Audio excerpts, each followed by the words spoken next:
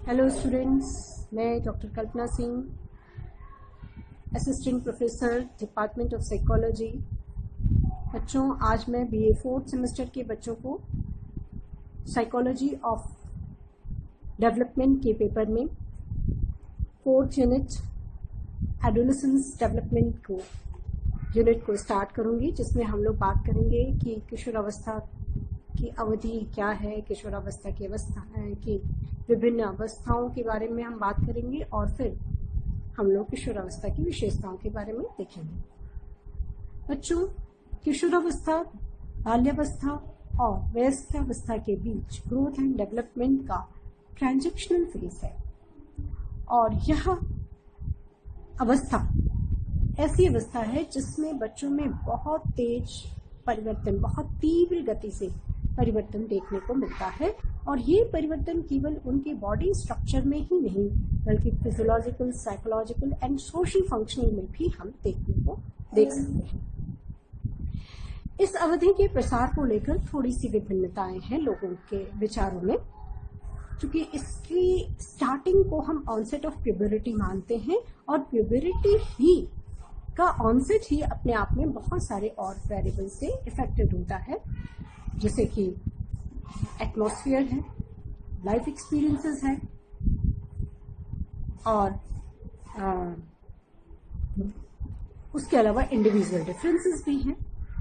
तो यद्यपि प्यूबरिटी जो है और सारी अवस्थाओं की ही तरह से इसकी ग्रोथ एंड डेवलपमेंट का भी एक प्रेडिक्टेबल सीक्वेंस होता है, एक प्रेडिक्टेबल सीक्वेंस को, एक निश्चित क्रम को वो फॉलो करता है, लेकिन फिर भी इस पर क्वालिटी ऑफ लाइफ एक्सपीरियंसेस का, हार्मोन्स का बहुत ज्यादा प्रभाव पड़ता है।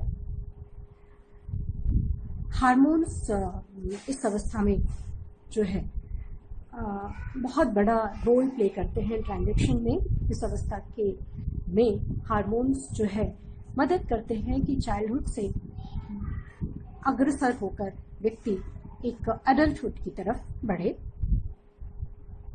जेंडर एंड लाइफ एक्सपीरियंसेस भी इस ऑनसेट को, इस किशोरावस्था के प्रारंभ को प्रभावित करते हैं। फिर भी इसके प्रसार के संदर्भ में एक रफ कहा जा सकता है कि जैसा कि हरलॉक ने कहा है कि इस अवस्था का प्रसार सामान्य बालक में 11 से 13 वर्ष से लेकर 21 वर्ष तक फ्रॉम ऑनसेट ऑफ प्यूबरिटी से एज ऑफ मैच्योरिटी के बीच माना जा सकता है। ये एक ऐसा क्रिटिकल फेज है, विकास की एक ऐसी अवस्था है जिस अवस्था में पहुंचकर बालक विभिन्न दृष्टियों से एक परिपक्व व्यक्ति के रूप में विकसित होता है या परिपक्व व्यक्ति का स्वरूप लेता है। इस अवस्था में परिपक्वता जो है लड़कियों की अपेक्षा थोड़ी विलंब से स्टार्ट होती है। 1-2 साल का डिफरेंस हम देखते हैं। किशोरावस्था को हम 3 अवधियों में बांट सकते हैं: pre adolescence, early adolescence and let adolescence. Pre adolescence, जो कि पूर्व किशोरावस्था कहते हैं, लड़कों के लिए इस अवस्था का स्टार्ट 11 से 13 वर्ष के बीच माना गया है, जबकि लड़कियों के लिए ये समय प्री एडोलेसेंस का जो पीरियड है वो 10 से 11 वर्ष के बीच माना गया है। इसके बाद अर्ली एडोलेसेंस की बात आती है। अर्ली एडोलेसेंस या प्रारंभिक किशोरावस्था बॉयज के लिए 13 से 17 वर्ष के बीच की अवधि मानी गई है, जबकि लड़कियों के लिए यह अवधि 12 से 16 वर्ष तक की। इसके बाद आता है थर्ड, लेट एडोलेसेंस फेज, उत्तर किशोरावस्था। यह किशोरावस्था की अंतिम अवस्था है, जिसमें बॉयज के लिए इसका प्रसार 18 से 21 वर्ष और लड़कियों के लिए 17 से 20-21 वर्ष तक के बीच माना जाता है। इन तीनों अवधियों में कुछ विशेषताओं में कुछ डिफरेंस देखा गया है, जैसे कि पूर्व किशोरावस्था में बच्चों में नकारात्मक प्रवृत्तियां आती हैं,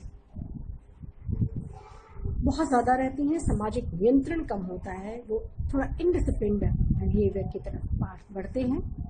जबकि मिडिल एडल्टहुड में या अर्ली एडोलेसेंस स्टेज में जो कहें व्यवहारिक अस्थिरता या सामयिक अस्थिरता की प्रधानता होती है। जबकि लेट एडल्टहुड में बच्चे तड़क भड़क अपने आप को आकर्षित बनाने में, अपोजिट सेक्स की तरफ अट्रैक्ट करने में, फ्रीडम को एंजॉय करने में विशेष ध्यान रहता है। और धीरे धीरे इन अवस्थाओं से होते हुए व्यक्ति जो बच्चा है वो एडल्ट फेज में एंटर करता है। अब हम बात करते हैं कैरेक्टरिस्टिक्स ऑफ एडोलेसेंस। एडोलेसेंस की बहुत सारी विशेषताएं हैं जिनको हम लोग डिस्कस करेंगे। पहली विशेषता कैरेक्टरिस्टिक्स ऑफ एडोलेसेंस। पहली विशेषता है स्टेज ऑफ ट्रांजिशन पीरियड, संक्रमणकालीन अवस्था। किशोरावस्था में को हम संक्रमणकालीन अवधि मानते हैं। इस अवधि में बालक का शरीर बच्चों से भिन्न और प्राण के समान हो जाता है। हाइट, वेट, मस्कुलर एक्टिविटीज में वो शारीरिक रूप से अपने को प्राणों के समकक्ष पाते हैं, इसलिए वो उनसे या स्वयं को वो बच्चों से भिन्न मानते हैं। लेकिन सोसाइटी अभी दूसरी तरफ सोसाइटी अभी उनसे प्राणों की तरह व्यवहार को एक्सेप्ट नहीं करती या उम्मीद नहीं करती, जिससे कि उनमें एक भूमिका के निर्वहन के संदर्भ में कंफ्यूजन होता है। वो ना दो फेजेस के बीच अपने आप को फंसा हुआ समझते हैं, समझ नहीं पाते हैं कि वो किस तरह का बिहेवियर उनसे उम्मीद की जा रही है, और इसके कारण से उनकी भूमिका निर्वहन के संदर्भ में कंफ्यूजन रहता है। एरिक्सन ने इसको अपने पर्सनालिटी डेवलपमेंट के कंसर्न में बताया कि ईगो आइडेंटिटी का डेवलपमेंट होता है। इस अवधि में किशोरों को सोचना पड़ता है कि उनसे वो क्या हैं, उनसे क्या उम्मीद की जा रही है, उनकी क्या भूमिका है। इसको कहा है प्रॉब्लम ऑफ ईगो आइडेंटिटी। और यही जो है वे स्वयं को आइडेंटिटी क्राइसिस में पाते हैं। इन सारी चीज़ों की ईगो आइडेंटिटी के बारे में हम लोग आगे डिटेल में चर्चा करेंगे। तो मूल यह है कि ये एक ऐसी अवधि है जिसमें वो बच्चों की तरह का व्यवहार उनसे नहीं उम्मीद की जाती, उनसे एक अलग अलग परिस्थितियों में अलग तरह के व्यवहार की, बच्चों से भिन्न लेकिन प्राणों के समान भी नहीं, एक अलग तरह के व्यवहार की उम्मीद की जाती है। दूसरी विशेषता है परिवर्तन की अवधि। ये जो है पीरियड ऑफ चेंज है। जैसा कि हमने पहले भी बताया कि बहुत सारे शारीरिक, सामाजिक, सांवेगिक, व्यवहारिक परिवर्तन होते हैं प्रारंभिक किशोरावस्था में, अर्ली एडल्टहुड में, एडोलेसेंस पीरियड में। जिस तीव्र गति से उनके शारीरिक परिवर्तन होते हैं उसी तीव्र गति से उनमें मानसिक रूप से भी परिवर्तन देखे जाते हैं। इस अवस्था में जो बहुत सारे परिवर्तन होते हैं, अगर हम उनको समझने का प्रयास करें तो उनको इन परिवर्तनों को एक शॉर्ट में समझने का प्रयास करें तो इनको हम 4 हेडिंग्स में डाल सकते हैं। पहला है सामयिक अस्थिरता। सामयिक रूप से एक ये उद्वेलन की अवस्था होती है, उनमें एक द्वंद्व चलता रहता है। वो पुराने मूल्यों की जगह नए मूल्यों को अपनाना शुरू कर देते हैं। इसके पीछे देखिए तो एक कारण ये होता है कि कॉग्निटिवली वो अब पहले से ज़्यादा चेंजेस उनमें आते हैं। वो अब उनके थॉट्स में लॉजिक्स, आइडियलिस्टिक व्यूज एंटर करने लगते हैं, इसलिए वो पेरेंट्स के प्रति कन्फर्मेटिव बिहेवियर अब नहीं दिखाते। उसकी जगह वो अपने मूल्यों में परिवर्तन को इम्पोर्टेंस देने लगते हैं। दूसरी जो पॉइंट है परिवर्तन के इस कॉन्टेक्स्ट में देखेंगे कि उनमें बहुत सारी महत्वाकांक्षाएं, एस्पिरेशंस, प्रत्याशाएं उत्पन्न होती हैं, और यदि उनकी पूर्ति प्रॉपरली वो नहीं कर पाते हैं तो बहुत एकदम से वो स्ट्रेस में आ जाते हैं, एकदम से निराशा के भाव में आ जाते हैं। तीसरी परिवर्तन जो है वो है विपरीत लिंग के साथ समायोजन की समस्या आती है। चौथा है कि नए नए चीज़ों में उनकी रुचियां होती हैं, स्टार्ट होने लगती हैं। चूँकि ये एक ऐसा पीरियड है जब वो सोचना स्टार्ट कर देते हैं अपने करियर की कंटेक्स्ट में कि अब उन्हें अब बड़े होकर क्या बनना है। वोकेशनल चॉइस की कंसर्न में वो सोचने लगते हैं, जिसके कारण से उनमें जो है नवीन रुचियां आती हैं और सामाजिक रूप से भी वो बहुत सारे प्रौढ़ों की तरह व्यवहार को भी सीखते हैं। तीसरा पॉइंट जो विशेषता है इनकी, मल्टीप्लिसिटी ऑफ प्रॉब्लम, समस्याओं की बहुलता। फिजिकल चेंजेस तो हो गई हैं या हो रही हैं और उसके कारण वो अपने आप को पूर्णतः मैच्योर समझने लग रहे हैं, लेकिन अभी वही है कि सोसाइटी अभी उनको बहुत मान्यता नहीं देती, इसलिए सोसाइटी के साथ द्वंद्व रहता है। इस द्वंद्व को हम इस तरह से समझ सकते हैं कि एडोलेसेंस को हमेशा टीचर्स या पेरेंट्स से कहते हैं अब तुम बच्चे नहीं रह गए, अब ऐसा मत करो, अब तुम बड़े हो गए हो, बड़े जैसा व्यवहार करो।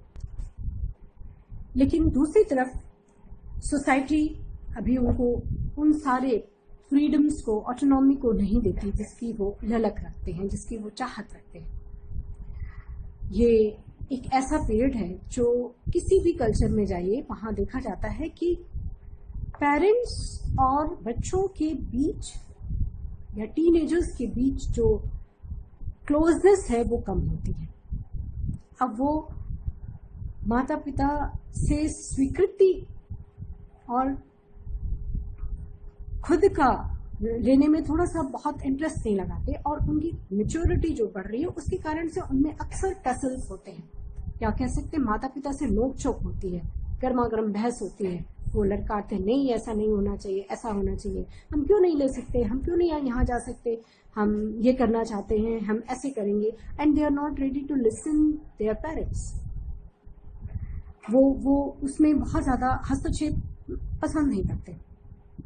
अब वो अपनी समस्याओं का समाधान खुद करना चाहते हैं। वो अपनी समस्याओं को अपने माता पिता को सहभागी बनाने में, उनसे शेयर करने में अब बहुत रुचि नहीं लेते। अब उनका जो फैमिली की जगह उनके फ्रेंड सर्कल्स जो हैं वो ज़्यादा इम्पोर्टेंस होती है। एडोलेसेंस पीरियड में उन फ्रेंड सर्कल का ज़्यादा इम्पैक्ट देखा जाता है। ये एक ऐसी अवस्था भी है जाके, जैसे हमने पहले भी बताया कि वोकेशनल इंटरेस्ट, वोकेशनल चॉइस की बात आने लगती है। वो इकोनॉमिकली भी ऑटोनॉमी के लिए बहुत इच्छुक होने लगते हैं कि कैसे हम जल्दी से जल्दी अपने पैरों पे खड़े हो जाए, ये सोचना शुरू करने लगते हैं। इसके अंत मतलब उत्तर किशोरावस्था आते आते, तो किशोरों में एक सेल्फ रेटिंग, सेल्फ कंट्रोल की भावना जो है या प्रवृत्ति बढ़ती है, और यदि उनकी आलोचना होती है तो गिल्ट फीलिंग भी उनमें बहुत तेजी से घर कर जाती है और वो उनको इन्फ्योरिटी की तरफ ले जाती है। और ये इन्फ्योरिटी अगर उनमें बस गई तो वो हमेशा अपने स्ट्रेंथ को कमजोर, अपने आप को कम मानने लगते हैं, कम आंकने लगते हैं और उनमें उनकी आइडेंटिटी डिक्रीज होने लगती है। तो ये एक ऐसी अवस्था है जिसमें बहुत सारी प्रॉब्लम्स आती हैं, बच्चों को बहुत सारी दिक्कतें आती है। एक और चीज़ है कि विपरीत लिंग के प्रति आकर्षण भी बढ़ता है और उनके साथ समायोजन की समस्या भी सामने आने लगती है। नेक्स्ट विशेषता है इमोशनल अनस्टेबिलिटी, सामवेगिक अस्थिरता। इस अवस्था में बहुत सारे शारीरिक परिवर्तन होते हैं जिससे उनमें उनकी संवेगात्मक स्थिति डावाडोल हो जाती है। उनमें संवेग की बहुतायता या बहुत इमोशनलिटी होती है, द्वंद्व होता है, कॉन्फ्लिक्ट्स होते हैं और एडल्ट्स की बातों को की अवज्ञा करना भी वो सीखने लगते हैं। एक्चुअल में देखा जाए तो कुछ बहुत सारे रिसर्चर्स हैं जो ये कहते हैं कि हार्मोनल चेंज बच्चों में उनमें मूडीनेस लाता है और इस मूडीनेस का जो देखा जाए अगर तो एडल्ट्स की अपेक्षा या चाइल्डहुड की अपेक्षा इनमें मूडीनेस ज़्यादा होता है, और ये मूडीनेस नेगेटिव साइड्स में ज़्यादा होता है। पॉजिटिव या फेवरेबल की जगह नेगेटिव मूडीनेस ज़्यादा देखा जाता है। ये भी स्टडीज हैं जो बोलती है नेगेटिव मूड्स के पीछे एक्चुअली लाइफ इवेंट्स हैं। बहुत सारे लाइफ इवेंट्स में उन्हें देखना पड़ता है, चूँकि स्कूल से ट्रांजैक्शन का भी फेज होता है, उन्हें वहाँ पर भी समायोजन सीखना होता है।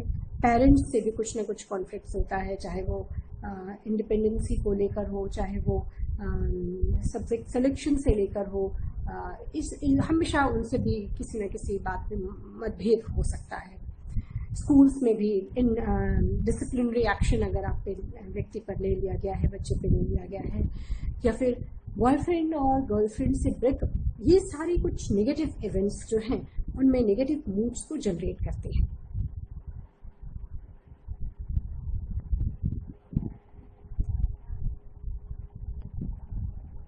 नेक्स्ट विशेषता है stage of sex awakening. Development of sexuality एक important biological, psychological and social development है जो इस अवस्था में डेवलप होता है। बच्चे वयस्क की तरह की विशेषताओं की ओर अग्रसर होते हैं। केवल बायोलॉजिकल चेंजेस ही नहीं बल्कि उनके थॉट्स, परसेप्शन, रिएक्शंस में भी हम इन सेक्सुअल डेवलपमेंट के प्रभाव को देख सकते हैं। फिजिकल चेंजेस अर्ली एडोलेसेंस में स्टार्ट होता है, जिसमें बच्चे सेल्फ लव की भावना, सेल्फ एप्रिशिएशन, सेल्फ लव की भावना स्टार्ट होती है। बच्चे बॉडी इमेज के लिए विशेष कंसर्न रखते हैं, अपने फिजिकल अपीयरेंस पर विशेष ध्यान देना शुरू करते हैं। वो पिंपल्स निकल आए फेस पे, कैसे अपने बॉडी वेट को मेंटेन करना है, अपने को कैसे सुंदर दिखाना है, इस पर ध्यान देने लगते हैं। और ये देखा गया है कि ये फिजिकल अपीयरेंस उनके सेल्फ स्टीम को भी प्रभावित करता है, उनके साइकोलॉजिकल वेलबींग को भी प्रभावित करता है। प्यूबर्टी के पश्चात किशोरों में फिजिकल मैच्योरिटी प्राप्त होती है और ये अपोजिट सेक्स के प्रति भी अट्रैक्शन महसूस करते हैं। सेल्फ लव, सेल्फ एप्रिशिएशन के साथ साथ समकालीन जो मित्र हैं उनके साथ बहुत सारे अपने चीज़ों को शेयर करते हैं, इंफॉर्मेशंस को शेयर करते हैं, और फाइनली लेट एडोलेसेंस में वो विपरीत लिंग के प्रति आकर्षण महसूस करते हैं। नेक्स्ट विशेषता है स्टेज ऑफ स्ट्रोम एंड स्ट्रेस। किशोरावस्था को हल ने तूफान और प्रतिबल की अवस्था माना है। इसमें स्ट्रेस लेवल इस अवस्था में बहुत हाई लेवल पर होता है। Physical matureness, drive for independency, social relations में को बनाने का जो प्रेशर आता है वो, और साथ ही साथ ब्रेन डेवलपमेंट, ये सब मिलकर बच्चे में बहुत सारे स्ट्रेस से आते हैं। ये ऐसी अवस्था है जब उनमें एनर्जी लेवल एकदम भरा होता है, फुल ऑफ एनर्जी होते हैं, इंथुजियास्टिक होते हैं। एडोलेसेंस अपने लिए एक बड़े बड़े महत्वाकांक्षी गोल्स को सेट करते हैं जो, और उन गोल्स को प्राप्त करने के लिए प्रयास करते हैं। अगर उस प्रयास में वो किसी भी तरह से नाकाम रहते हैं तो अपने आप को एकदम से फेल्योर या रिजेक्टेड महसूस करते हैं। और सबसे मज़ेदार बात यह है कि वो अपनी इन फेल्योर्स को या इन फ्रस्ट्रेशंस को वो दूसरों से शेयर करना नहीं चाहते, क्योंकि उन्हें शेयर करने में शर्मिंदगी लगती है। उन्हें लगता है कि ये बहुत रिस्पेक्टेबल नहीं है, पता नहीं अगला जो है उसे अच्छे से लेगा, समझेगा या नहीं समझेगा। यही इस बात की आवश्यकता को ले आता है कि किशोरावस्था में जो पेरेंट्स हैं उन्हें अपने बच्चों के साथ मित्रवत व्यवहार करना चाहिए, क्योंकि वो मित्र के ज़्यादा निकट अपने आप को पाते हैं। और चूँकि इसमें बहुत सारी प्रतिबल आते हैं या स्ट्रेसेस उनके सामने आते हैं, बहुत सारे चेंजेस आते हैं, तो इसलिए ज़रूरी है कि आप जो पेरेंट्स हैं उनको सजेस्ट करें, उनको कंफर्टेबल जोन प्रदान करें, जिससे कि वो मे बी वो they are not ready, initially they are not ready to share their frustrations or their failure, but धीरे धीरे वो पेरेंट्स से अपनी बातों को समझने और सुलझाने का प्रयास करना शुरू कर सकते हैं। लंबे समय तक वो अपने फेल्योर के कारण टेंस्ड रह सकते हैं और बहुत बार उसको छोड़ भी सकते हैं। इसी तरह ये भी एक समस्या देखने को मिली है कि बहुत तरह की साइकोलॉजिकल प्रॉब्लम्स आने लगती हैं। Eating disorder, drug addictions, depression, suicide, ये सारे केसेस भी एडोलेसेंट पीरियड में बढ़ने लगते हैं। नेक्स्ट विशेषता है स्टेज ऑफ सोशल रिलेशनशिप। इस अवस्था में किशोरों को सामाजिक बनना पड़ता है। उनसे एक सामाजिक रूप से कंपैरेटिवली थोड़ा सा बड़े बच्चों की तरह नहीं, बल्कि थोड़ा सा भिन्न व्यवहार की उम्मीद की जाती है। नए नए इंटरपर्सनल रिलेशंस को वो डेवलप करते हैं। मित्र मंडली बहुत बढ़ जाती है। सोशल रिलेशंस को डेवलप करने की आवश्यकता होती है, या सीखने सोशल रिलेशन को कैसे डेवलप करना है इसको वो सीखते हैं। इसके बाद आती है विशेषता एक्सिबरेंट इमेजिनेशन। फुल ऑफ एनर्जी है। इमेजिनेशन पे भी पंख लगे रहते हैं, तरह तरह की चीजों को इमेजिन कर सकते हैं, इसलिए बहुत ही कंस्ट्रक्टिव, बहुत ही रचनात्मक, इनोवेटिव, क्रिएटिव आइडियाज के साथ वो आ सकते हैं। ये इस अवस्था की एक बहुत पॉजिटिव विशेषता है। नेक्स्ट है पीरियड ऑफ अनरियलिज्म, यथार्थता से दूर। किशोर बहुत ही महत्वाकांक्षी होते हैं। अपने परिवार, अपने मित्रों, स्वयं के प्रति बहुत सारी महत्वाकांक्षा पाल लेते हैं, जो कि कहा जाए कि बहुत रियलिस्टिक नहीं होता। यदि उन्हें लगता है कि दूसरे लोग उस चीज को नहीं मान रहे हैं, उसकी अवहेलना कर रहे हैं, उनके आकांक्षाओं के अनुरूप बिहेवियर नहीं कर रहे हैं, तो वो बहुत ही उदास और निराश भी हो जाते हैं। परंतु धीरे धीरे लेट एडोलेसेंस स्टेज तक आते आते इस चिंतन शक्ति, अनुभव, इन सब के कारण उनमें यथार्थता की तरफ वो बढ़ जाते हैं, या यथार्थता की भावना पनपने लगती है और पहले से ज्यादा बेहतर समायोजन कर पाते हैं। नेक्स्ट विशेषता है थ्रेशोल्ड ऑफ एडल्टहुड। अब किशोरों को बहुत सारे लीगल राइट्स भी मिलने लगते हैं, जैसे कि वोटर बन जाते हैं, वो ड्राइविंग की उन्हें छूट मिलती है। तो अब उनका ड्राइविंग लाइसेंस बन रहा है, अब उनको डिसीजन लेने की, वोट लेने की स्वतंत्रता है।